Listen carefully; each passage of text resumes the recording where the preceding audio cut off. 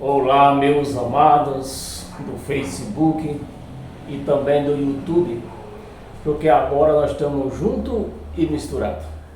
Agradeço a todos vocês que neste momento vai se reunir na mesa de Cristo e junto comigo vão participar deste pão que vai ser fatiado agora. Um pão que vai nos fortalecer e vai nos fazer crescer espiritualmente.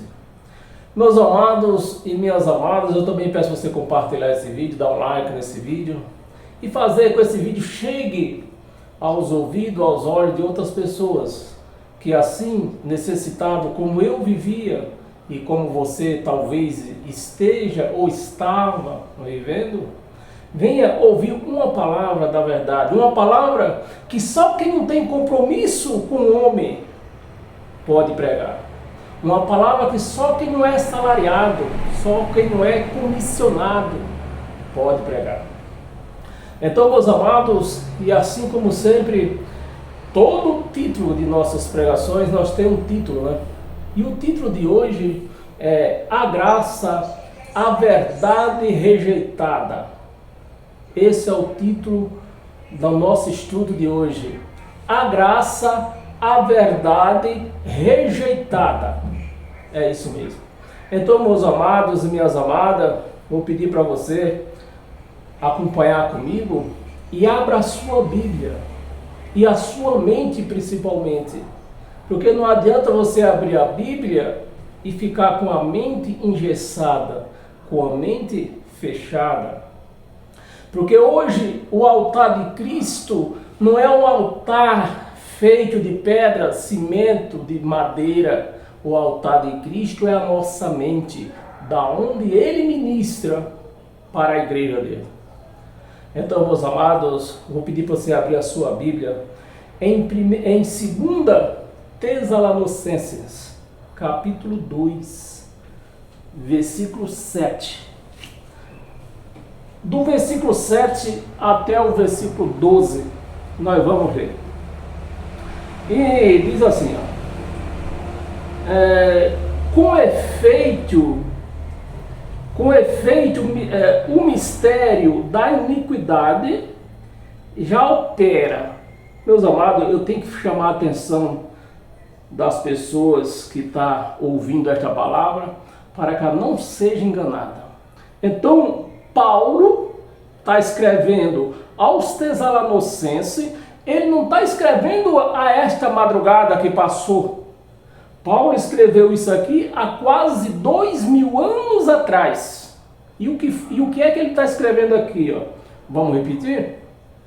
Com efeito, o mistério da iniquidade já. Olha a palavra aí, já.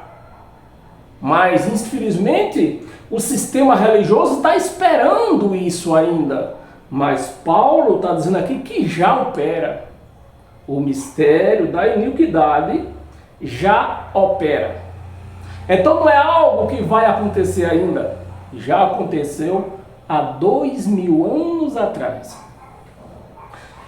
Já opera e aguarda somente que eu seja afastado aquele que agora o detém. Então, vamos entender o que Paulo está escrevendo nesse primeiro versículo, o que Paulo está escrevendo aos Tessalonicenses. Então Paulo está dizendo aqui que o mistério da iniquidade já opera, ou seja, já estava entre eles há 2000 anos atrás. Mas esse mistério aqui da iniquidade estava aguardando uma coisa aqui, né, que nós vemos aqui também. Aguarda somente que seja afastado. Ou seja, tinha algo impedindo que o homem da iniquidade, que aqui está mistério, mas nós sabemos que é o homem da iniquidade, estava esperando, né? Estava impedindo que ele operasse. Mas o homem já estava no meio dele, que Paulo está afirmando aqui. Porque isso aqui não foi escrito essa madrugada. Nós temos que respeitar o tempo da escrita para quem foi escrita, né? E Paulo está aqui, está falando com os Tessalonicenses, dizendo que o mistério da iniquidade, ou seja, o homem iníquo que eles esperavam, já estava no meio deles, só não estava operando ainda, porque tinha um outro que impedia. E esse mistério, esse homem da iniquidade, quem conhece a escatologia, sabe, tem o pleno entendimento, que esse homem da iniquidade aqui era Tito. E quem impedia Tito a operar o que ele teria que operar? Seu pai, Vespasiano. Vespasiano era o imperador. E Tito era o homem da iniquidade que ia fazer e desfazer o que eles esperavam, o homem da iniquidade. Então, o que nós entendemos aqui? Que Tito já havia, né? Tito era o general da guarda de Vespasiano, ele era o comandante do exército, e o pai dele era o imperador. Então, o que é que esperava Tito mandar, comandar e desmandar? O pai deixar o lugar, ou morrer, matar, sei lá. Como de fato, ele morreu, Vespasiano, se não me engano, morreu no ano 79, se não me engano, se não falha a memória. Então, meus amados, esse era o homem da iniquidade, Tito, o filho do Vespasiano. Versículo 8, vamos ver até o 12. Versículo 8. Então será de fato revelado o iníquo. Então, quando Vespasiano saísse, deixasse de ser imperador, quem seria o próximo imperador? Tito. E Tito era quem ia entrar no templo, assim, diz as escrituras, o que aconteceu no ano 70, foi Tito que entrou no templo, que sentou no lugar, no trono, no altar. Foi Tito que pegou todas as coisas, foi Tito que falou que ele era o Deus.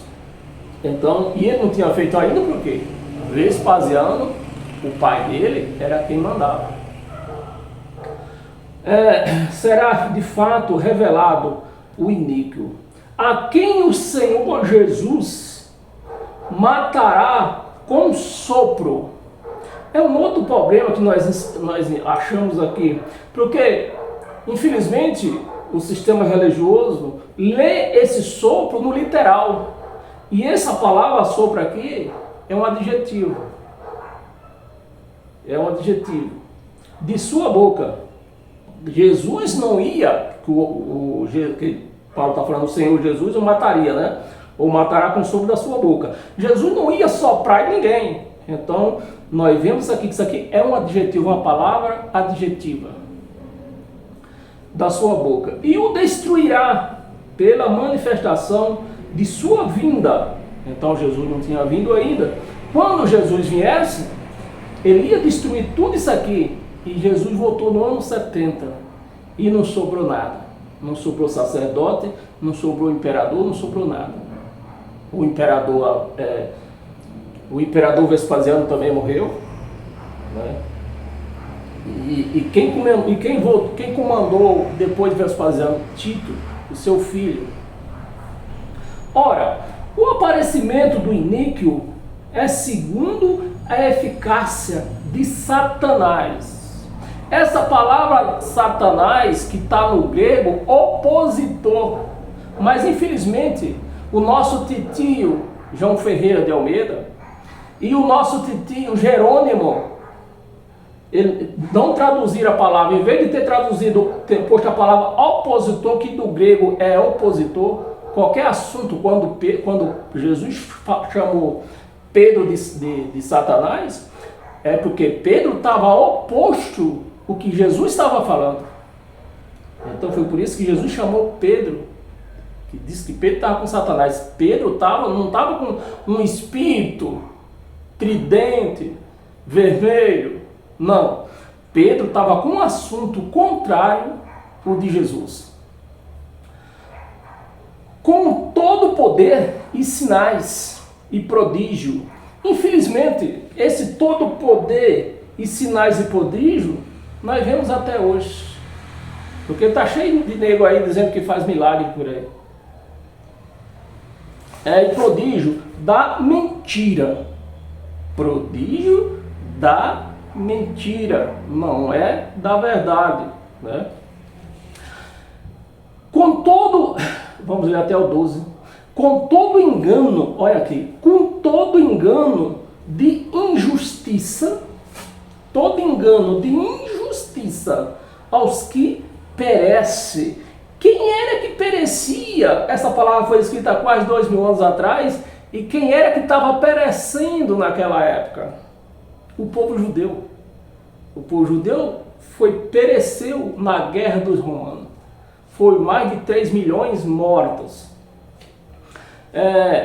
Os que perecem, porque não acolheram o amor da verdade para se salvar. Salvar de quê? Salvar de quê? Porque quem salva, nós somos salvos pela graça. Quem vai ser salvo é o Espírito, não é o corpo, não é essa matéria.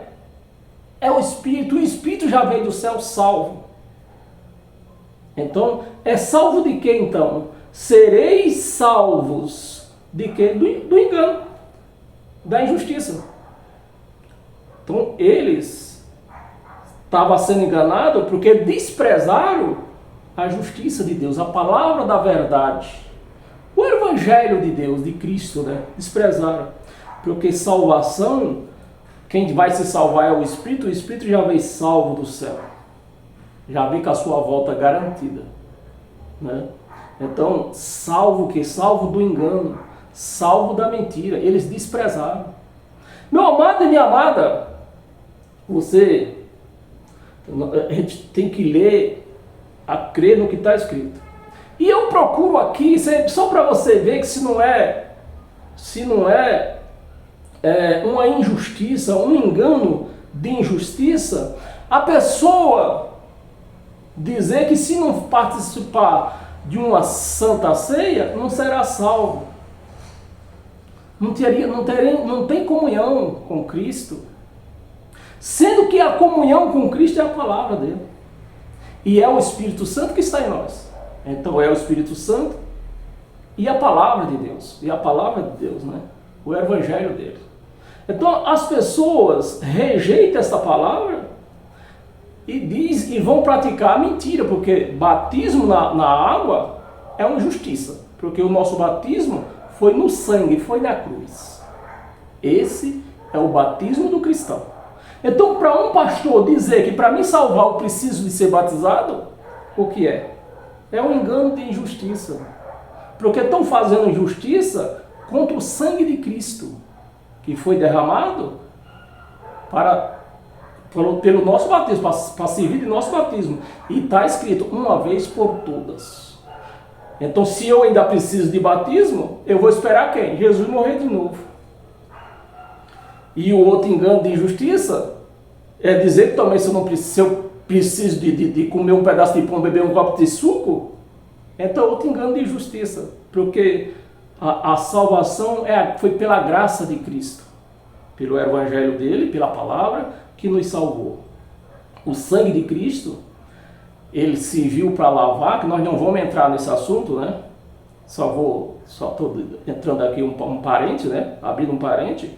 O sangue de Cristo lavou os judeus, não lavou os gentios. O sangue de Cristo serviu para lavar os judeus. É isso que o Evangelho explica. Mas infelizmente, o povo com engano de injustiça estão deixando tudo isso de lado. É que nem o nosso título, né? A graça, a verdade rejeitada. Então estão rejeitando a graça de Cristo. Vamos ler o 11 até o 12. E por este motivo, pois que Deus lhe manda operação do erro. Deus lhe manda operação do erro. Então, quando eu me exponho que a minha salvação, quando eu digo que a minha salvação depende de um copo de suco de um pedaço de pão, eu estou me expondo, estou me expondo a um espírito enganoso, a operação do erro. Quem manda essa operação do erro é Satanás ou quem que é? Deus. Está escrito, por este motivo, que Deus lhe manda a operação do erro, para dar crédito à mentira. Então, se eu procuro a palavra Santa Ceia aqui na Bíblia, não tem, e aceito Santa Ceia como parte de uma salvação, eu estou dando crédito a quem? A mentira. Porque Santa Ceia aqui não existe. Não existe Santa Ceia. A ceia que existia naquela época era um jantar. É lógico, um jantar, ou até hoje, eu já falei, até já comentei sobre isso, que toda refeição, tanto faz ser lá em Israel naquele tempo, como nos nossos dias de hoje, em qualquer parte do mundo, toda refeição servida após as 18 horas é uma ceia. É uma ceia. E essa ceia lá em Israel era uma ceia servida aos necessitados. Tinha o nome de ceia do amor.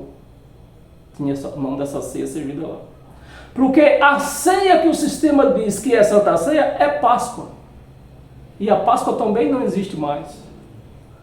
Jesus foi o último cordeiro a ser imolado. Então, se não tem cordeiro, tão logo não tem Páscoa. E temos um outro motivo muito grande. A Páscoa, ela só podia praticar a Páscoa, receber a Páscoa, quem era judeu. Não sendo judeu, não podia, era proibido receber a Páscoa. Então nós vemos tudo isso aqui, que quando são dois motivos muito fortes aqui, que eu já citei. A Páscoa como ceia, que não existe, Páscoa é Páscoa, a ceia era a ceia do amor, né? E o outro é o batismo também, que o nosso batismo foi na cruz, foi no sangue. E ele não vai morrer de novo, não vai ser sacrificado de novo. Então o batismo foi de uma vez por todas. Versículo 12. A fim de serem julgados, todos quantos não deram crédito à verdade, antes, pelo contrário, deleitaram-se com a injustiça. Então, pisoteia o sangue da aliança, né? Que o batismo do cristão é o sangue, foi o sangue, não é água, é sangue. E pisoteia também a Páscoa também, que a Páscoa acabou, o último cordeiro foi Jesus e foi imolado, não tem mais cordeiro, né? O batismo nas águas, além do nosso batismo, porque o batismo nas águas, o povo não entende, meus amados e minhas amadas, é o motivo, para que foi o batismo nas águas? O povo não entende, infelizmente. Eu não entendo porquê, né? Só Deus entende isso, né? Porque o batismo nas águas foi para lavar o cordeiro. Jesus tinha que ser batizado, porque ele era o cordeiro. Então todo animal que ia ser sacrificado teria que ser lavado até as entranhas. Então Jesus tinha que ser lavado. Então o batismo nas águas, João veio batizar, veio preparar o caminho. João veio batizar o cordeiro, veio lavar o cordeiro, né? Na verdade é isso. Que João veio lavar o cordeiro. E o último, não podemos esquecer, o último cordeiro a ser sacrificado pela Páscoa. Bem, meus amados, então está exposta a nossa primeira passagem.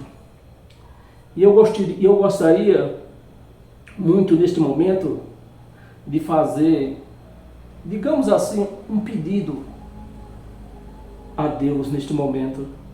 É que a minha vontade é que essas palavras chegassem mais profundo no coração, na mente de cada uma dessas pessoas que neste momento assistem esta palavra.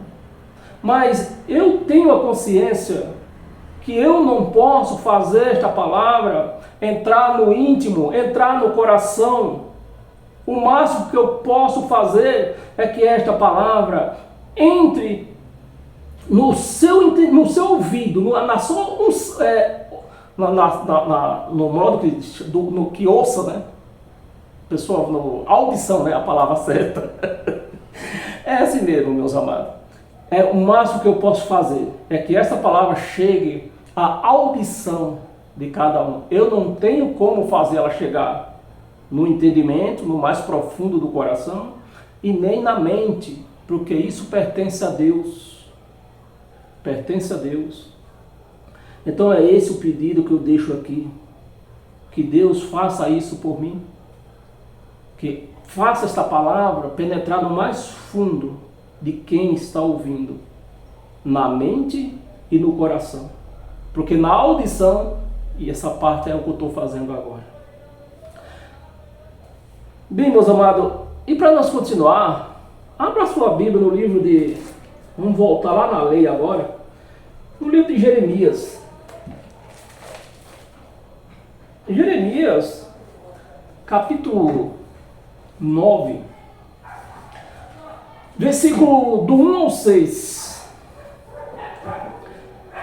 Do 1 ao 6. Jeremias, o profeta Jeremias, Deus falando pela boca do profeta Jeremias. Porventura, Deus, a minha cabeça se tornasse em água, e os meus olhos em fonte de lágrima. Jeremias se lamentando pelo erro que o povo de Israel estavam fazendo, e eles não ouviam as palavras do profeta. E o profeta já estava se lamentando a Deus, né, com essas lamentações.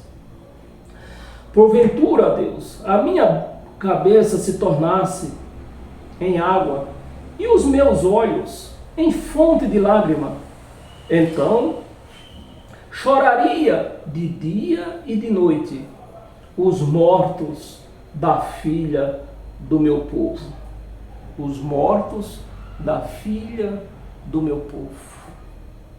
Em outra linguagem, os mortos da igreja de Deus, que está morta, estão dormindo, sem querer dar ouvido, rejeitando a verdade de Cristo, que é o seu evangelho.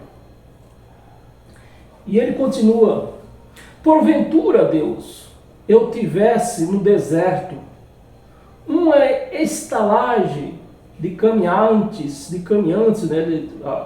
O profeta Jeremias está dizendo que ele podia ter muita gente no deserto, muita gente caminhando no deserto, e caminhantes. Então deixaria o meu povo, ele trocaria, né, por esses povos caminhantes, que caminhava sem destino. Deixaria o meu povo e me apartaria dele, porque todos eles, o profeta, Deus falando pelo profeta Jeremias, né? O profeta Jeremias estava falando com quem aqui? Será que o profeta Jeremias estava falando com a escola de samba vai, ou com a torcida do Corinthians? Ou será que ele estava falando com o povo que se dizia de Deus? Com o povo que se dizia de Deus. E Jeremias já estava cheio de falar com eles, e eles não davam ouvidos, né? Apartaria dele, porque todos eles são adúlteros, são um bando de traidores,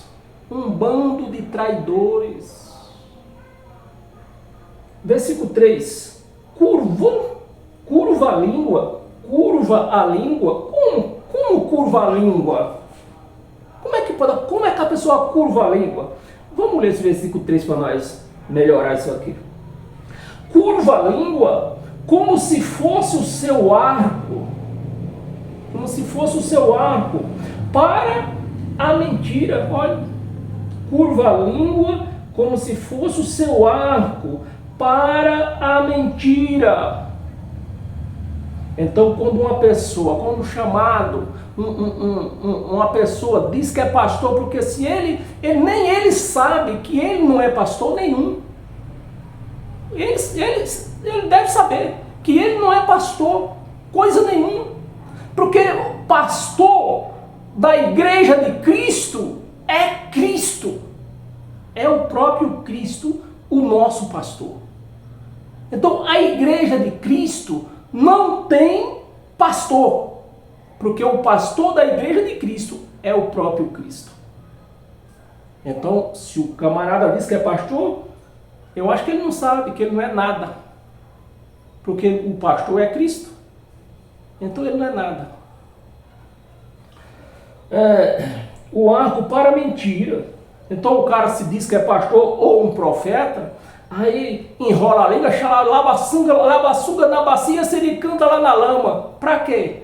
Para enganar os incautos que estão lá na frente. Para enganar. Tá cheio do Espírito Santo, tá falando em língua. Como se ali na Bíblia tivesse alguma passagem dizendo que Deus falou em língua de anjo com alguma pessoa nesse mundo. Aqui não tem lugar nenhum da Bíblia, de Gênesis a Apocalipse, que Deus falou em língua de anjo com ninguém. Porque línguas estranhas que nós vemos aqui é língua de nações. É língua de nações, não é língua de anjo. Isso não existe. É língua de nações. Para mentira. Aí tem 2 pontinhos. E ele vai, quando tem 2 pontinhos assim, o profeta vai explicar, né? Vai dizer: fortalece-se na terra, né? Eles enrolam a língua, né? Parece que enrola a língua como se fosse o arco, né? Para que serve um arco? Para atirar, para matar. Enrola a língua como se fosse seu arco para a mentira, né? E diz aqui, ó: fortalece-se na terra. Você conhece alguém forte que falava em língua e hoje está forte, tem fazenda? Porque as fortalezas deles não é em espírito, as fortalezas deles é em bens materiais. Porque em espírito eles estão mais pobres do que um mendigo que pede uma marmita para se alimentar. Então a fortaleza deles é em bens materiais. Então você conhece alguém que enrola a língua dizendo que Deus está falando, que é mentira? E está forte na terra? Eu conheço aí acho que se eu for anotar, tem que pegar uma caneta anotando, porque são milhares. Mas não para a verdade, né? Se fortalece na terra, mas não para a verdade. Porque Deus aqui não está falando com o profeta Jeremias, ele não está se dirigindo à palavra, a torcida do Palmeiras nem a torcida do Corinthians.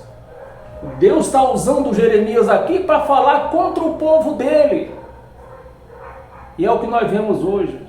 Infelizmente, eu vejo as pessoas deixando de lado o Evangelho de Cristo para seguir o Evangelho que já não tem mais valor, porque venceu. Tinha prazo de validade e venceu. Porque a velha aliança, essa venceu.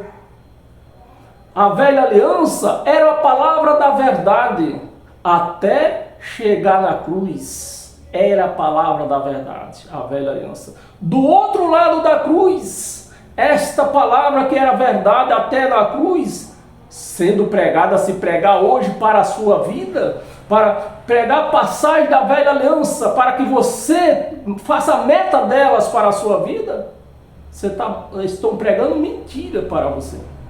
Porque a velha aliança teve seu fim.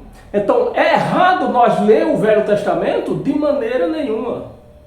Todos devem, eu falo até que deve ler, mas para conhecimento. Porque se você não conhecer o caminho que é errado, você vai andando no caminho, chega lá na frente, ou abre uma bifurcação. Se você não souber qual é o caminho que você precisa seguir, você vai entrar no caminho errado. Então é para isso que nós devemos ler a velha aliança, para que nós saibamos que essa velha aliança teve fim. Nós não devemos tirar metas daqui da velha aliança para nossas vidas. Porque aí nós estamos entrando em caminhos errados. A meta para nossas vidas nós temos que tirar do Evangelho de Cristo, do Novo Testamento, que está resumido de Romanos a Hebreus. Bem, vamos continuar, senão não vamos estender muito isso aqui. Nós temos muitas coisas para ler ainda. Na terra, mas não para a verdade, porque avança de malícia em malícia.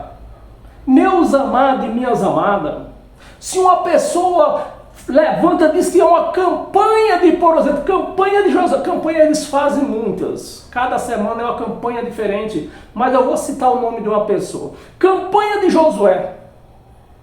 Josué vivia na lei, e até mesmo Josué morreu, vivia na lei. Se eu for aplicar o que Josué vivia, eu estou vivendo na lei, eu estou vivendo em mentira. Porque a palavra foi verdade até a cruz. Até a cruz, esta palavra era verdade. Até a cruz. Depois da cruz, a palavra tornou-se uma mentira. Então, quem pregar esta palavra do Velho Testamento está mentindo, está pregando mentira. Avança de malícia em malícia. De malícia em malícia, campanha de Josué, malícia, campanha de Jericó, malícia, campanha de Sansão, malícia, campanha de Dalila, malícia. Falou em campanha, até porque de Gênesis a Apocalipse, esta palavra não existe. Então, segundo diz eles que fizeram teologia, quando uma palavra não está na Bíblia, é heresias. Então por que eles falam que a palavra estuda e diz que se não tiver na Bíblia é heresia? E por que faz campanha se a palavra campanha não tem aqui? Olha, meus amados, de malícia é malícia, e não me conhece. Olha, não me conhece. Então uma palavra, um homem que se diz pastor, que não é pastor, não é nada, e faz uma campanha porque ele não conhece Deus. E se eu, como membro de uma igreja, o pastor faz uma campanha que não tem na Bíblia, e eu participo dessa campanha, eu conheço Deus também? Não conheço. Também não conheço Deus. Porque não tem aqui na Bíblia campanha. Então se não tem campanha, é heresia. E se é heresia, nós devemos seguir heresias? Não devemos. Não conhece, né? Não me conhece. Diz o Senhor. Não é eu que estou falando. Vocês estão vendo aqui, você que está com a sua Bíblia aberta, você está lendo comigo. Não é eu que estou falando, é Deus. Diz o Senhor. Não é eu que estou falando, eu só estou lendo. Versículo 4. Vamos ver até o 6. Versículo 4.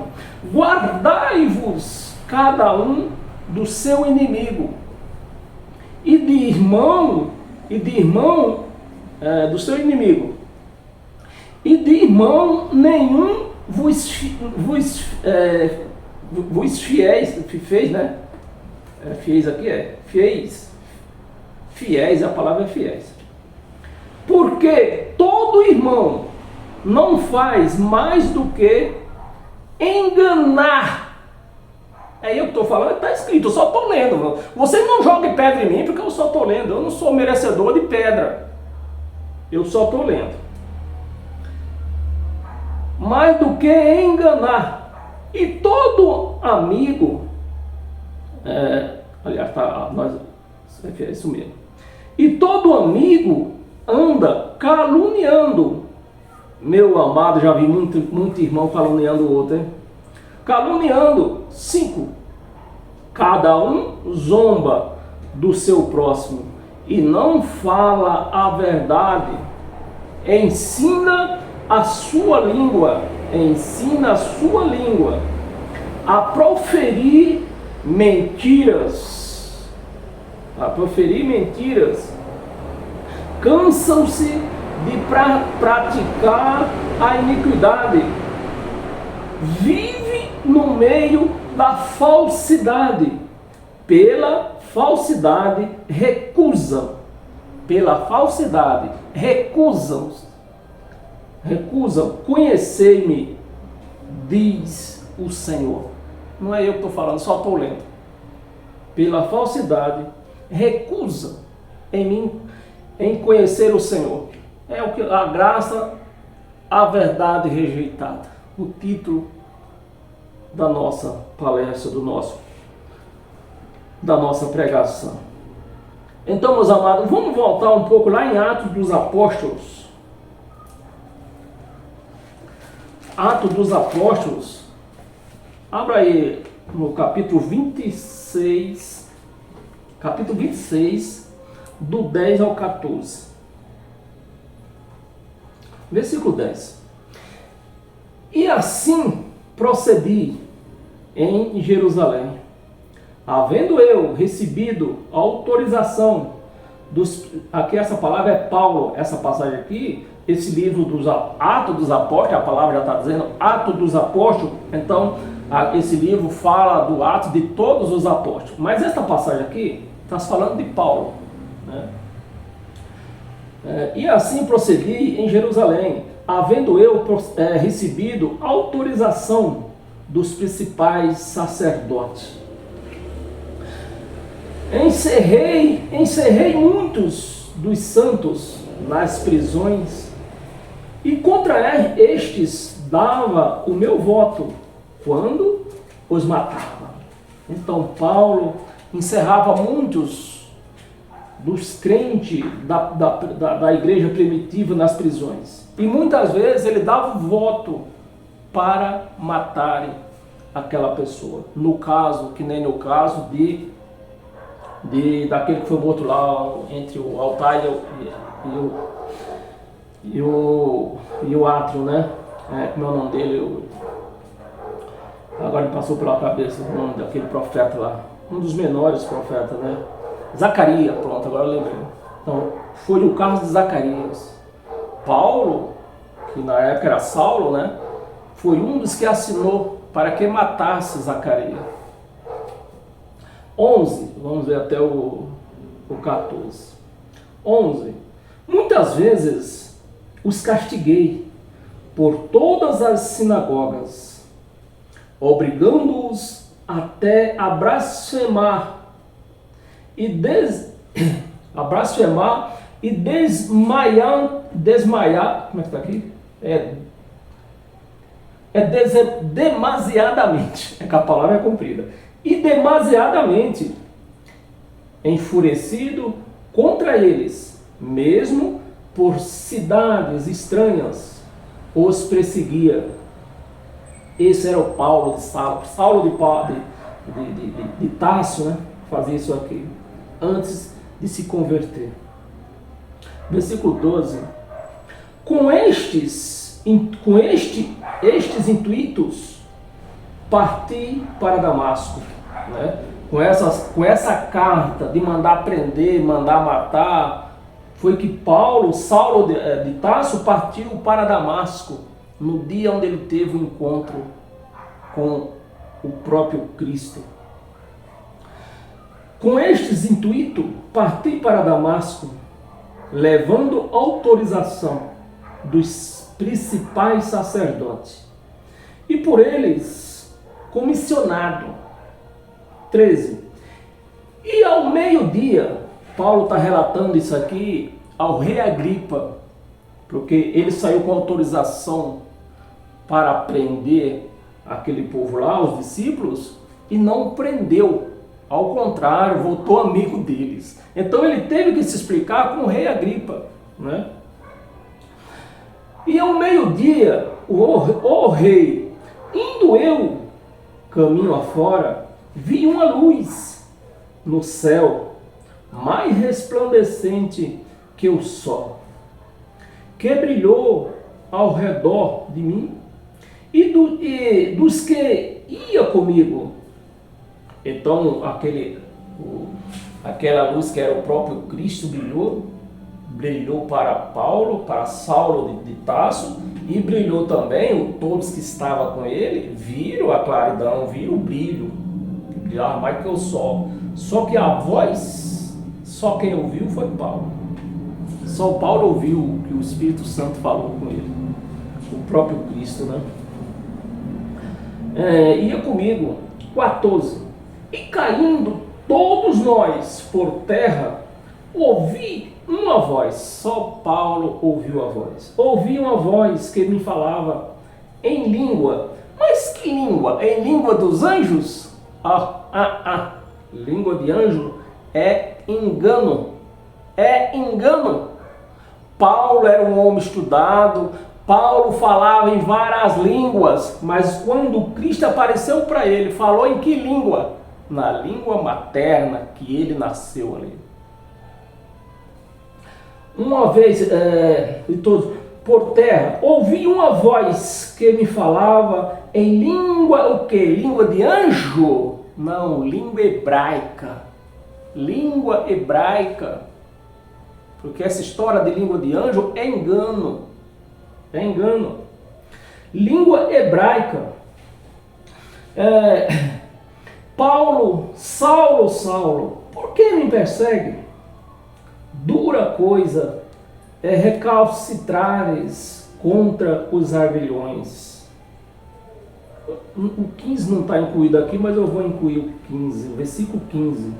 Então eu perguntei, quem és tu? Quem és tu, Senhor? E ao que o Senhor respondeu, eu sou Jesus, a quem tu persegue. Mas levanta-te, versículo 16, era para nós parar no 14, mas não deu para parar no 14. Vamos continuar lendo aqui, tenha paciência. Mas levanta-te e firma-te sobre teus pés, porque por isso te apareci, para te constituir ministro, presta atenção, vamos ler o versículo 16, mas levanta-te, afirma-te sobre os teus pés, porque por isso te apareci. Para quê? O Cristo apareceu para ele, porque para isso te apareci, para te constituir ministro. E os outros? E cadê Pedro? E cadê João? Que era o próprio irmão dele. Cadê Tiago, o próprio irmão dele? Precisaria ele aparecer para um homem que perseguia a igreja? Por que ele não apareceu para a própria casa dele? João, irmão dele, Tiago, irmão dele, apareceu para quem? Para Saulo de Tarso. E para te constituir ministro e testemunha, tanto das coisas em que tanto das coisas em que me viste, como daquelas pelas quais te aparecei ainda. Então, meus amados, eu não vou isolar a leitura. Você pode continuar lendo da sua casa, porque a história que vai falar, tem outras revelações. Mas o meu intuito é que você tenha noção do que foi dado a Paulo, que o ministério do Novo Testamento não foi dado a Pedro, não foi dado a João, não foi dado a Tiago. Ao contrário, mais lá na frente, Pedro reconhece que o Evangelho de Cristo foi dado a ele. E você, só para você ter uma imaginação, um raciocínio, como é difícil, é o que nós vemos aqui, né? O povo brigando, pastores brigando, detonando os outros. Eu nem vou falar que vai na igreja do outro, que isso aí é impossível. Mas detonando os outros nas redes sociais. E Pedro, o que foi que Pedro fez? Pedro falou, olha, eu recomendo que vocês sigam a Paulo, sigam os ensinamentos de Paulo. Então o próprio Pedro, que no princípio foi instituído a pregar lei, mas no final, Pedro reconhece que a graça foi dada a Paulo, e Pedro fala para os seus ouvintes para que eles seguissem o evangelho que foi dado a Paulo. Então, mas se você ler o resto, você vai ver, vai passar por todas essas lições. Mas nós não podemos passar agora, continuar nessa lição aqui, porque nós temos outras coisas mais interessantes para nós ler. E para isso eu pedi para você abrir a sua Bíblia em 1 Tessalonicenses. 1 Tessalonicenses capítulo 2, versículo do 13 ao 16. Ora, aliás, aqui é do 13 ao 16. Outra razão ainda temos nós para insensatamente dar graças a Deus.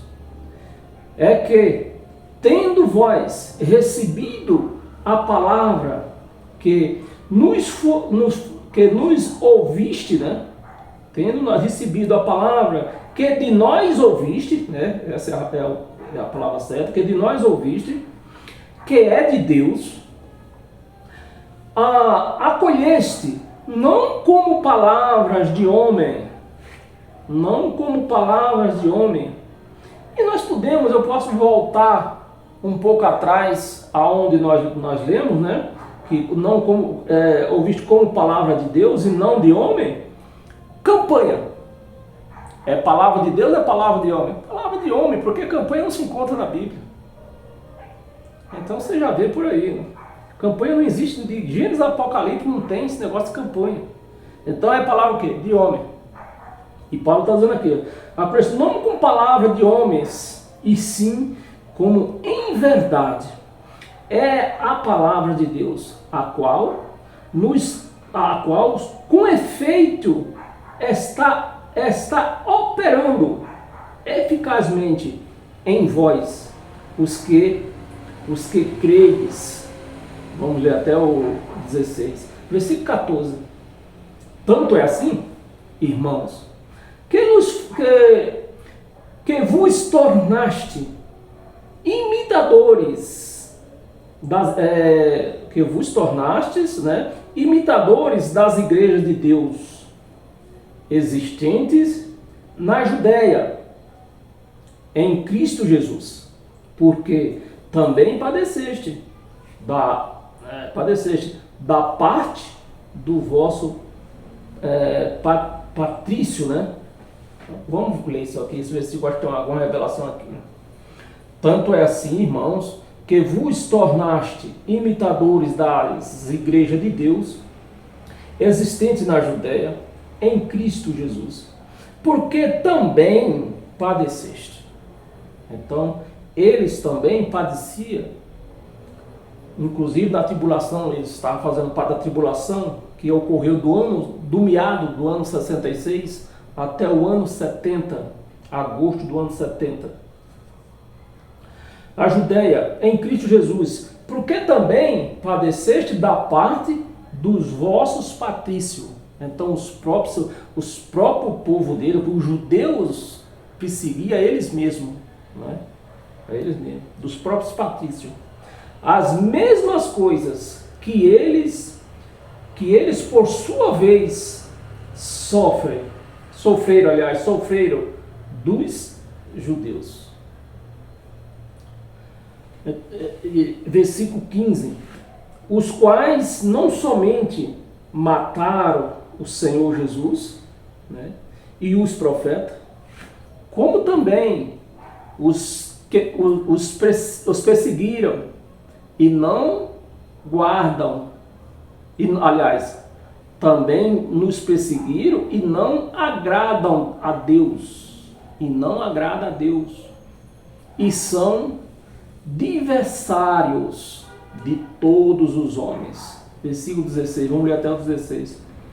Versículo 16, a ponto de nos impedirem de falar aos gentios, para que estes seja salvo, outra vez a palavra salvo. Salvo de quê? Se aqui não está escrito salvo para a eternidade, né? Porque para a eternidade, quando nós viemos do céu, já viemos salvo. Mas salvo de quê? Do engano que eu falei lá atrás, mostrei para você lá atrás. Do engano. Engano de campanha, engano de dízimo que já era da velha aliança, engano da perseguição, ele ser salvo também, da perseguição, né? Da tribulação, que eles iam ser salvos, e não salvo para a vida eterna. Aqui não está escrito vida eterna. Então eles iam ser salvos do engano de gente que usava eles para os seus bem prazeres, né? Seus prazeres, tomaram o dinheiro deles, o imposto, de tudo. Então ele seria salvo disso aqui, não para a vida eterna, que nós já vimos do céu salvo. A fim de ir enchendo, né? A fim de ir enchendo sempre a medida de seus pecados. A medida de seus pecados. Quem está falando isso aqui?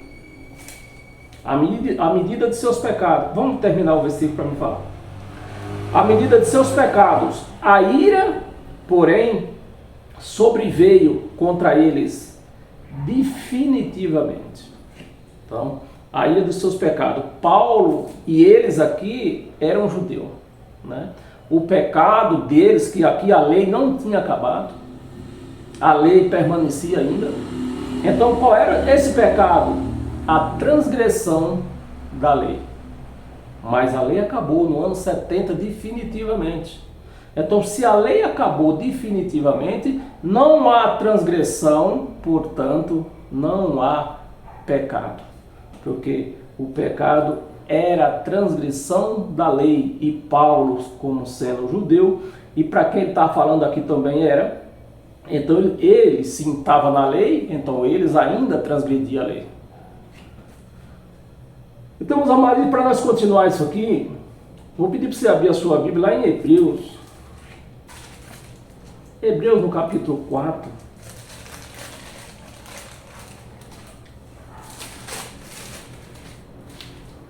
Hebreus capítulo 4, versículo 12. Porque a palavra de Deus é viva e eficaz, e é mais cortante do que qualquer espada de dois gumes, e penetra até ao ponto de dividir alma. Essa palavra alma aqui é sentimentos. A palavra alma é sentimentos, é desejos, é tudo que nós sentimos, é a alma que sente. Tirou a alma fora, o corpo não sente mais nada,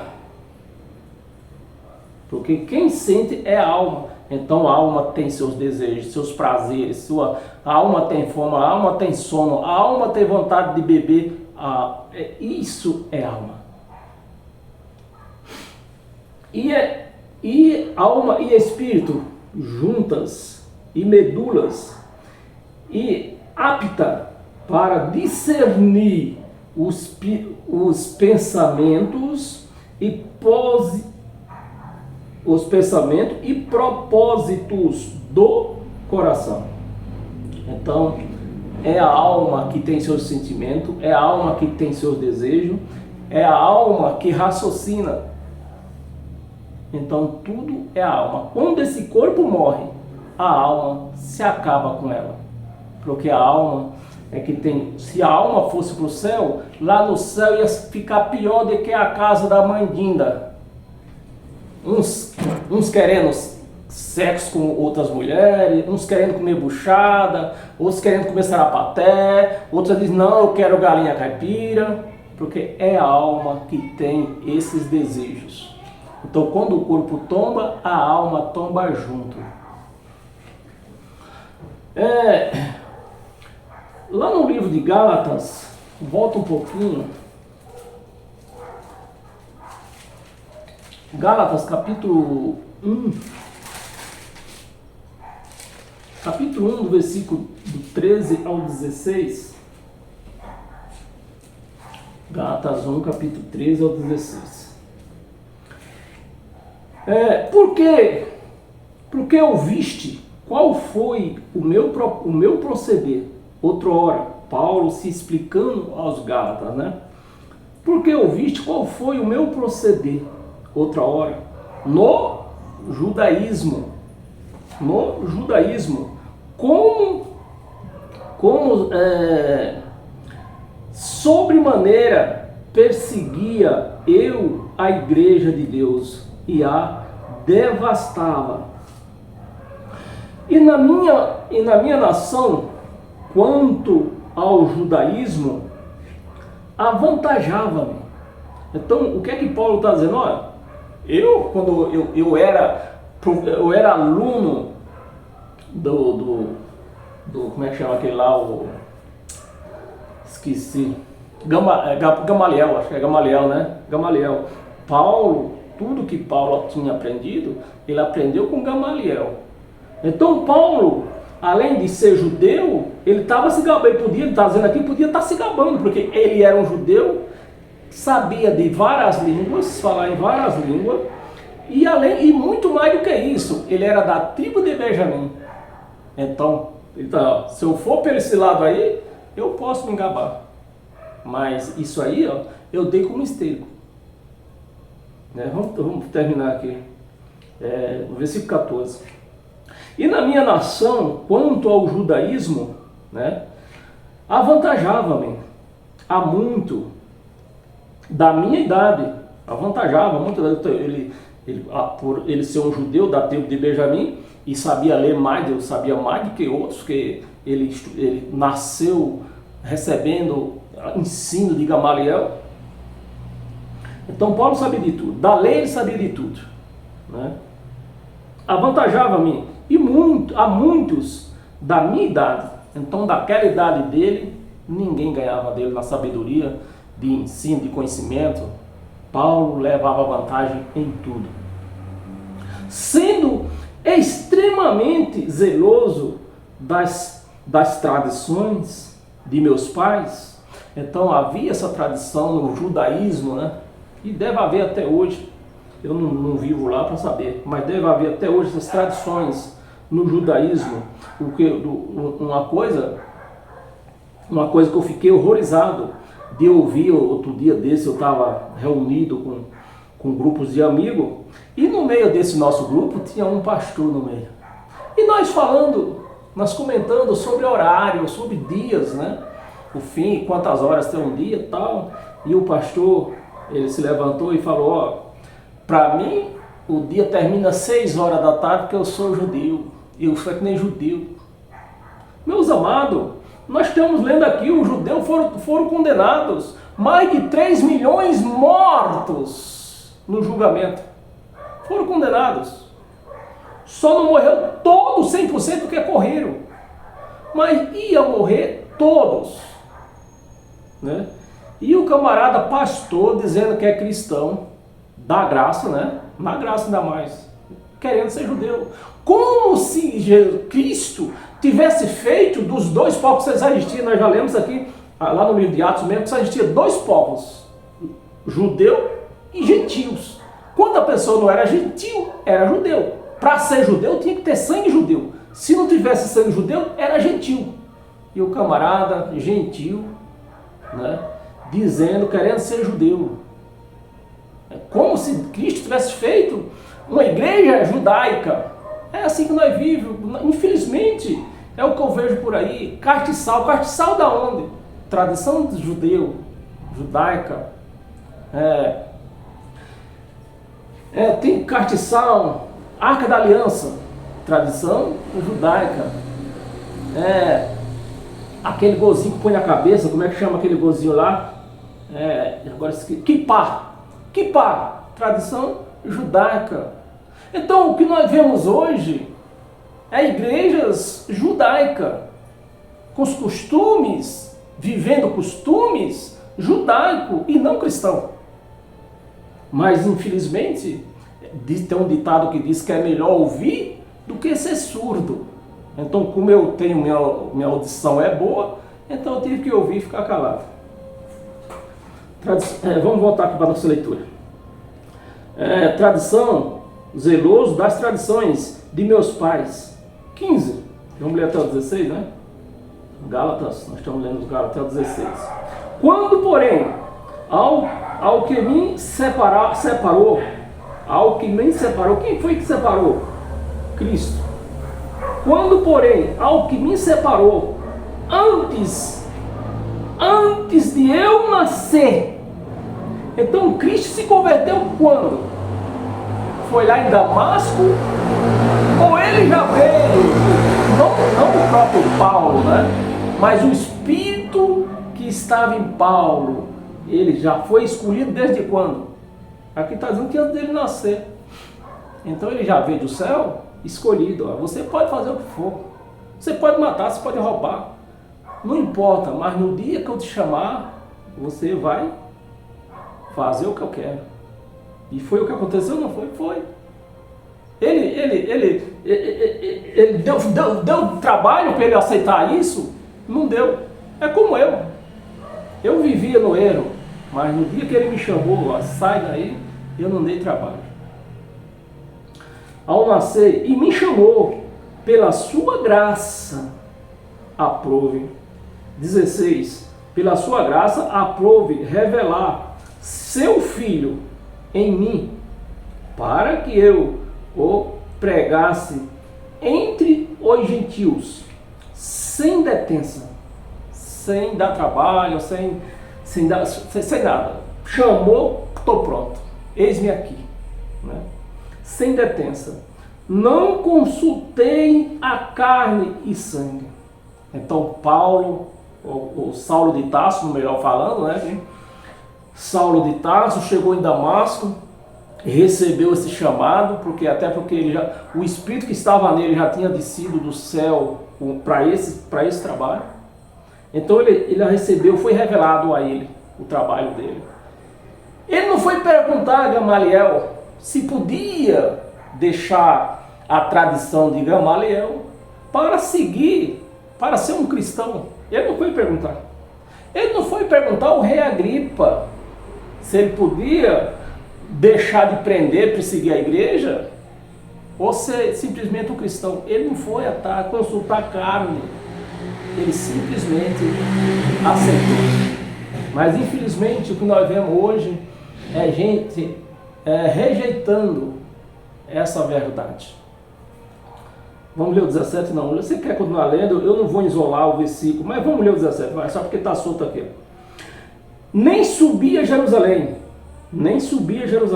para os que já era apóstolo. Quem era apóstolo lá em Jerusalém? Pedro, Tiago e João e sua companhia. Eu falo dos três porque eram os principais, né? Mas ele está dizendo aqui, ó, nem subir a Jerusalém, consultar Pedro, nem consultar João, nem consultar Tiago.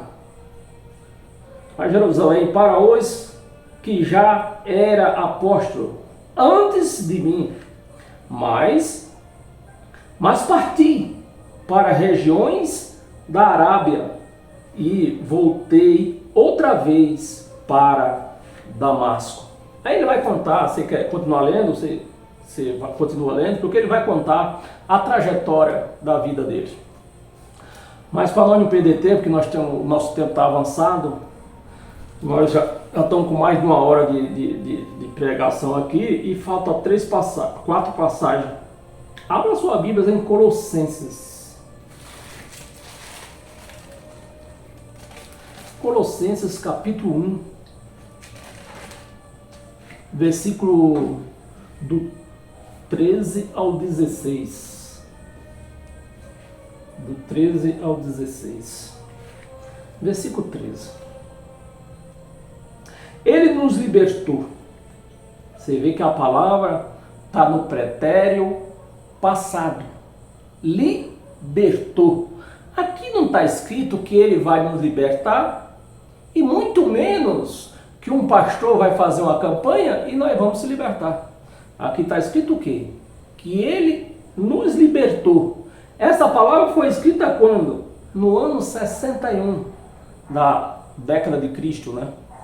No ano 61. E Paulo, escrevendo os Colossos, está dizendo, ele nos libertou.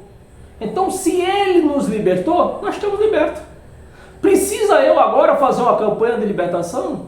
Coisa nenhuma. Eu estou liberto. Ele nos libertou do império das trevas. O que era o império das trevas? A ministração de Moisés. A velha lei era uma administração de treva e de morte, né? O ministério de Moisés era um ministério de treva e de morte, porque a morte ele reinou desde Adão até Jesus.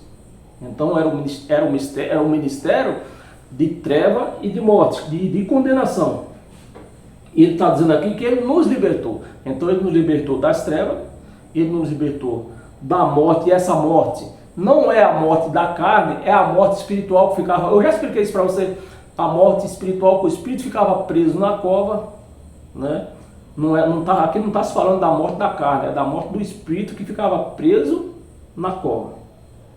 Ele nos libertou do império das trevas e nos transportou também, né? Que já tá no pretérito passado. Aqui não foi escrito essa madrugada, foi escrito no ano 61. Ele nos transportou, então está no pretérito passado. Se ele não transportou, não vai transportar mais. Ele já transportou. Para o reino do seu Filho, então o reino do Filho, que ele tinha transportado eles, não nós hoje. Nós não vivemos mais no reino do Filho hoje, tá? Quem foi transportado para o reino do Filho? Eles, Paulo, aqui que está incluído aqui, Paulo, Pedro, João, Tiago e todo aquele povo que vivia no ano 61. Então todo esse povo tinha sido transportado para o reino do Filho, porque o reino do Filho durou desde o seu nascimento até o ano 70. No ano 70, o Filho entregou o reino ao Pai. É o que está escrito lá em 1 Coríntios capítulo 15. O Filho entregou o reino ao Pai, para que o Pai fosse tudo em todos. Então o reino do Filho acabou. Quem viveu no reino do Filho? Eles, lá esse povo aqui, ó, que viveram nessa época aqui. Quem viveu até o ano 70, viveu no reino do Filho. Mas nós não. Nós vivemos no reino do Pai. Reino do Filho do seu amor. Vamos ler o 14? Colossenses, vamos ler até o 16. 14. No qual temos a redenção. Temos a redenção, não vamos ter, já temos, né? Paulo está dizendo. Temos a redenção. A remissão dos pecados. A palavra está no pretérito passado. Temos a redenção e a remissão dos pecados. Então, já estava com eles já, no ano 61. Então, se eu nego isso hoje, digo que eu tenho pecado, eu estou dizendo o quê? Que o sangue dele não valeu de nada. O sacrifício foi inútil. Se eu negar isso aqui. Então, o que acontece hoje que os nossos olhos veem? É gente conhecendo um homem sangrando no madeiro. Um sacrifício que foi feito no madeiro. Não reconhece o que foi feito. Salvo, limpo, consagrado, recebido o Espírito Santo, desceu com eles. Tudo o quê? Que veio da onde? Do outro lado da cruz. Um sacrifício foi feito na cruz. Então a turma só vê o sangue caindo, não vê o resultado no outro lado da cruz. Remissão dos pecados. 15. Este é a imagem do Deus invisível. Do Deus invisível. O primogênito de toda a criação. E 16.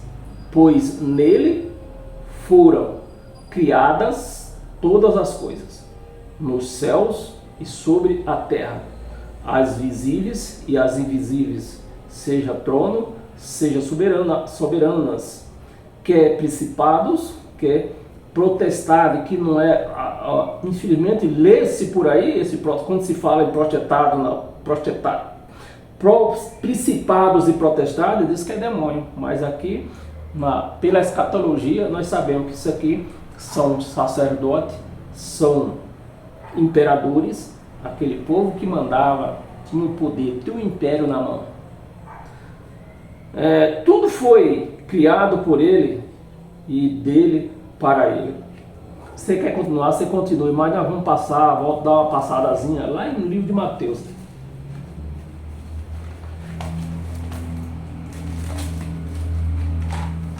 Mateus, no capítulo 21, 21, volto, nós temos pouco tempo, mas sou obrigado a falar correndo, que esse livro não é Novo Testamento. Esse livro é Evangelho sinônico da lei, porque é um livro que fala do final da lei. É um livro que relata o final da lei, das coisas que aconteciam na lei. Então, o livro de Mateus, livro de Marcos, livro de Lucas, Atos dos Apóstolos, aí pula Romanos até Hebreu, aí vem Tiago, as cartas de Pedro, as cartas de João, tudo são evangelhos sinônicos, que são os últimos suspiros da lei. Então, esses são os evangelhos sinônicos da lei, os últimos suspiros da lei. Então, portanto, não é Novo Testamento. Mateus 21, capítulo 21, versículo 42 ao 45. Ao 45. 42. Perguntou-lhe Jesus: nunca leste as Escrituras? A pedra que os construtores rejeitaram, essa veio a ser a principal pedra angular. Isto procede do Senhor. E é maravilhoso aos nossos olhos. Versículo 43. Versículo 43. Portanto, vos digo que o reino de Deus vos será tirado. Com quem, meus amados? De quem é que a palavra? Quem é que está falando aqui? Jesus de Nazaré. Quem era Jesus de Nazaré? Um judeu, nascido de mulher, nascido na lei. Portanto, Mateus, esse livro de Mateus está falando de quem? Os últimos suspiros da lei. Jesus não era um cristão, Jesus era um judeu cumpridor de lei. Então, é o livro do Evangelho, o livro de Mateus está dando os últimos suspiros da lei. E ele está dizendo aqui, Jesus, com as suas palavras, está dizendo aqui que o reino ia ser tirado deles, do povo judeu, que se achava os caras, né, os donos da promessa, né, e Jesus estava falando com ele, era uma indireta para ele: o reino vai ser tirado de vocês. Vai ser tirado de vocês. Portanto, vos digo que o reino de Deus vos será tirado e será entregue a um povo que lhe produzirá os respectivos frutos. Então, o que é que Jesus falou aqui? Que os judeus não estavam dando mais frutos para Deus. Mataram os profetas, muitos se viraram para ídolos, né? Então, os judeus tinham parado de dar frutos para Deus. E quem era que ia dar frutos para Deus? Os gentios que iam aceitar o evangelho dele, né? Vamos ler de novo. Portanto, vos digo que o reino de Deus vos será tirado e será entregue a um povo que lhe produza os respectivos frutos. 44. Tudo que cair sobre esta palavra, todo que cair sobre esta pedra, aliás, né? Tudo que cair sobre esta pedra ficará em pedaços. E aquele que sobre quem ela cair ficará reduzido a pó. Os principais sacerdotes e os fariseus, ouvindo estas palavras, estas parábolas, né? Ouvindo estas parábolas, entenderam que era a respeito deles que Jesus falava. Vamos ler o 46 para não ficar solto aqui. Versículo 46. E quanto buscasse, né? E quanto buscasse perdê-lo, prenderam, aliás, perdão. E quanto buscasse prendê-lo, temia, que eles procuravam prender Jesus, né? Mas eles temiam. Temeram as multidões, porque estas considerava como profeta. Então, os judeus não conheceram Jesus nem como profeta e muito menos como filho. Então, eles procuravam de tudo, faziam de tudo para prendê-lo, para matá-lo.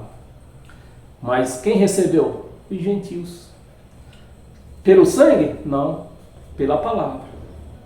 Pela palavra. O sangue foi derramado pelos judeus, mas os gentios foram lavados pela palavra. Não foi por água de piscina, não foi por nada. Temos duas passagens curtas. Segunda aos Coríntios, para nós encerrar nossa pregação hoje. 2 Coríntios, capítulo 8.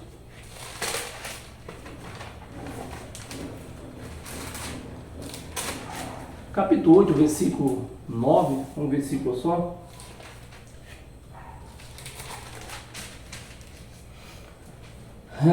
Versículo 9. Pois conheceis a graça de nosso Senhor Jesus Cristo. Então Paulo está se referindo ao Senhor. Você vê que Paulo aqui ele se referiu Jesus em primeiro nome, que hoje nós temos que referir Cristo em primeiro nome. Mas Paulo, como vivia no reino de Jesus, ele está se referindo a Jesus como primeiro nome. O Senhor Jesus Cristo, que sendo rico, se fez pobre por amor de vós. Vós quem? Nós, de maneira alguma. Esse vós aqui, os judeus. Por amor de vós. Para que pela sua pobreza vos tornaste rico. Era um versículo só. Em 2 de Coríntios ainda, para nós encerrar hoje com todas as sortes de bênção, volta 2 capítulos. Capítulo 6. Capítulo 6, versículo do 4 ao 10. Para nós encerrar hoje com todas as sortes de bênção. Do 4 ao 10. Pelo contrário, em tudo recomendando-nos a nós mesmos como ministro de Deus, né? Eu vou ler o 3, meus amados. Eu vou ler o versículo 3. Versículo 3. Versículo 2.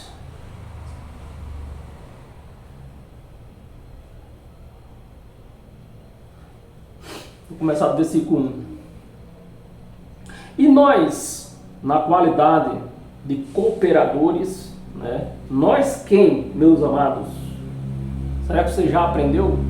Nós, na qualidade de cooperadores. É nós hoje aqui, eu, você, ou é Paulo e sua companhia? Paulo e sua companhia. Ele não está falando com nós. Está falando com os companheiros dele, o povo dele, o povo que ouvia ele. Então é para eles que Paulo está falando. Nós temos que respeitar a data da escrita e para quem está sendo escrita. Por isso, mas quando a pessoa desrespeita a data da escrita e para quem foi escrito, aí fica comendo angu de caroço, como no caso do livro de Apocalipse. O livro de Apocalipse, ele tem endereço, ele tem destinatário. Qual era o destinatário? Que é carta, não é um livro, é uma carta. Apocalipse é carta. Dirigida a quem? Às igrejas da Ásia. Não está dirigida ao Brasil, nem Portugal, nem o Japão. O Apocalipse está dirigida às 7 igrejas da Ásia. Aí o que é que o povo faz? Sequestra essa carta, desconsidera a data que foi escrita e desconsidera o endereço. Sequestra a carta, sequestra é crime, né? Estão cometendo um crime fazendo isso, porque estão sequestrando uma carta que não foi escrita para eles. A carta foi escrita para as 7 igrejas da Ásia. Do capítulo 1, o livro do Apocalipse, do capítulo 1 ao capítulo 21, né, que tem 21 capítulos, foi direcionada às 7 igrejas da Ásia. Então nós não podemos sequestrar uma carta de ninguém. A carta tem que ser entregue, foi entregue para eles. Aí quando se pega uma carta e toma que não foi escrita para mim, já pensou? Eu fico me lembrando, meus amados, desculpa aí, tenha mais um pouquinho de paciência, nós já estamos terminando. Eu fico me lembrando do tempo que a minha mãe era viva, e no tempo que não tinha zap, não tinha e-mail, não tinha nada, no tempo que eu escrevia uma cartinha para minha mãe. Minha mãe, eu estou bem, graças a Deus, espero que a senhora também esteja bem, com saúde, graças a Deus. E eu escrevi os 2 lados da carta para não mandar 2 folhas não, era uma folha só para economizar caderno. Aí virava e quando eu escrevendo, mas o que? Era uma carta. Lá não estava escrito, minha mãe, eu estou bem. Capítulo 2, e a senhora está bem? Capítulo 3, a senhora está com saúde? Era isso? Não. E assim foi a carta do Apocalipse. A carta, o apóstolo João estava escrevendo para as igrejas da Ásia. E era uma carta só. Então, meus amados, quando nós pega uma coisa que não é nossa e traz para a nossa vida, vai só trazer problema. Né? Paramos aonde? Versículo 3, vai. Versículo 2. Porque ele diz, eu te ouvi no tempo da oportunidade e te socorri. Você vê que está tudo, tá tudo no pretérito passado. Não está nem sequer no pretérito presente, está no pretérito passado. Nem está no presente, nem está no futuro. Pretérito passado. Eu te ouvi no tempo da oportunidade e te socorri no dia da salvação. Eis agora o tempo sobremodo oportuno. Eis agora o dia da salvação. Era o dia da salvação. Isso aqui estava se falando do quê? Do julgamento. Que só ia o povo judeu, só ia considerar salvação quando fossem julgados. Então eles não consideravam que era filho ainda, eles não consideravam nada disso. Eles esperavam o julgamento que veio no ano 70. Salvação não dando-nos nenhum motivo de escândalo em coisa alguma, para que o ministério não seja censurado. Versículo 4. Pelo contrário, em tudo recomendando-nos a nós mesmos, como ministro de Deus, na muita aparência, nas aflições, nas privações, nas angústias. Versículo 5, vamos ler até o 10, para nós encerrar. Nos açoites, né, que era tribulação, muitos morreram, né, que não, já falei, foram mortos mais de 3 milhões, só que no caso de Paulo ele foi morto bem antes, ele foi morto no ano 68. Nos açoites, nas prisões, nos tumultos, nos trabalhos, nas vigílias. Pode parar?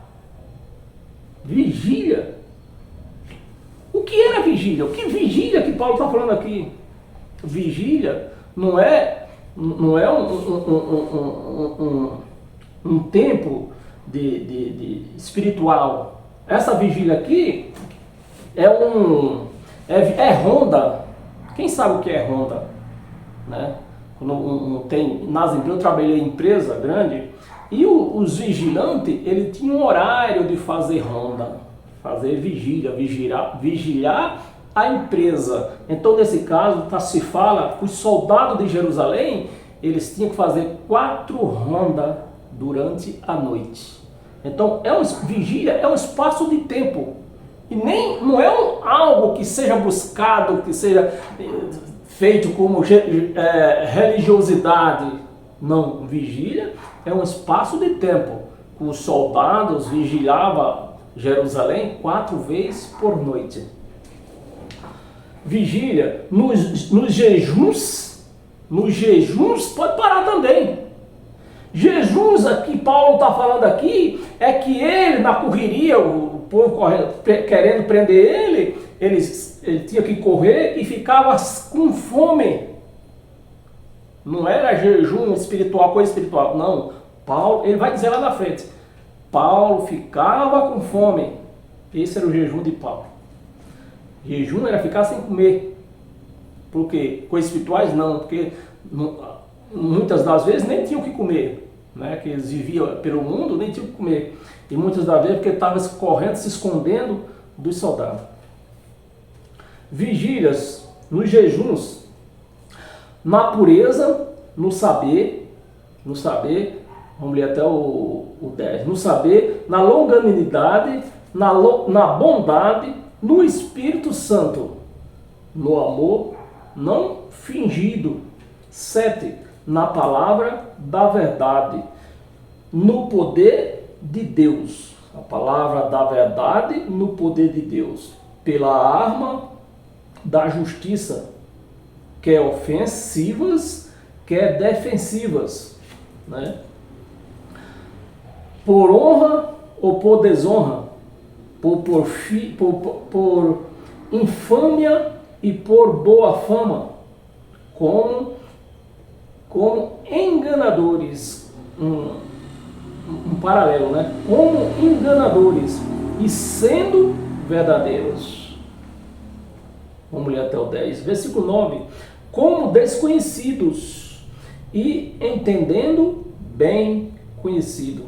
Como desconhecido e entretanto, né, aliás, perdão, e entretanto bem conhecido, como se estivéssemos morrendo e, contudo, eis que vivemos como castigados, porém não mortos. Versículo 10. É entristecido, mas sempre alegre. Não tem como viver triste quem tem o Espírito Santo, não tem como. Mas sempre alegre. Pobre, mas enriquecendo, né? Mas enriquecendo a muitos com esta palavra. Enriquecendo a muitos, nada tendo, mas possuindo tudo. Eu não tenho nada de mim, mas graças a Deus, o que eu preciso, eu tenho de tudo. Eu tenho o Espírito Santo que me guia. Eu tenho o Espírito Santo que me salva do engano dos homens. E me salvou, eu posso dizer, me salvou do engano dos homens. Onde eu era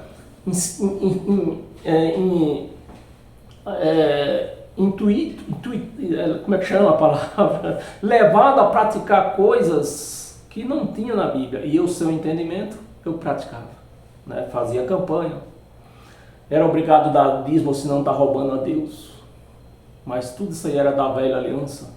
E a velha aliança acabou. Aceite quem quiser. Mas a verdade é esta, que a velha aliança acabou. Meus amados, esta foi a nossa palavra de hoje. Que sejam todos abençoados com todas as sortes de bênção pelo Evangelho de Cristo. Não por mim, que eu não tenho o poder de abençoar ninguém. Se Cristo não te abençoar, não espere nada de mim. O que eu te apresento é a palavra da bênção, a palavra que te abençoa. Se você segue esta palavra, você é abençoado. Então, fica todos na paz de Cristo. E paz e graça a todos. Uma boa noite, Claudene. Dorme com Deus, minha querida. Boa noite, Luiz Mondani. Dorme com Deus. Amém? E até o nosso próximo encontro.